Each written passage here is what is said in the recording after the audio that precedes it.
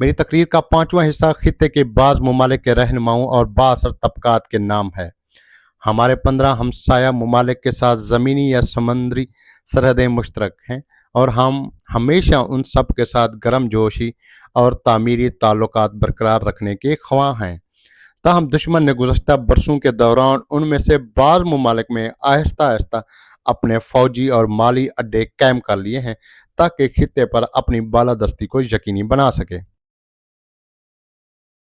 حالیہ حملے کے دوران انہی میں سے بعض فوجی اڈوں کو استعمال کیا گیا، اور ظاہر ہے کہ ہم نے پہلے ہی واضح طور پر خبردار کیا تھا کہ ہم ان ممالک کے خلاف کسی جارحیت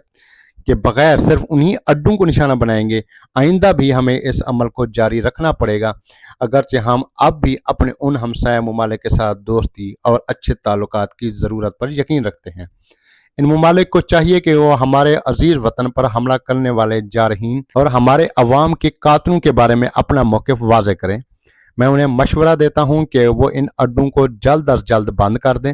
کیونکہ اب تک انہیں یہ حقیقت سمجھ آ جانی چاہیے کہ امریکہ کا امن اور سلامتی قائم کرنے کا دعویٰ محض ایک فریب تھا۔ اس اقدام سے وہ اپنے عوام کے ساتھ تعلقات کو مضبوط بنا سکیں گے، کیونکہ عام طور پر ان کے عوام کفر کے محاذ کے ساتھ کھڑے ہونے اور ان کی توہین آمیز رویے سے ناخوش ہیں۔ اس کے نتیجے میں ان کی دولت اور طاقت میں بھی اضافہ ہوگا۔ میں ایک بار پھر دہراتا ہوں کہ اسلامی جمہوریہ ایران کا نظام کسی بالادستی یا طاقت کے قیام کی خواہش کے بغیر اپنے تمام ہمسایہ ممالک کے ساتھ اتحاد، گرم جوشی اور مخلصانہ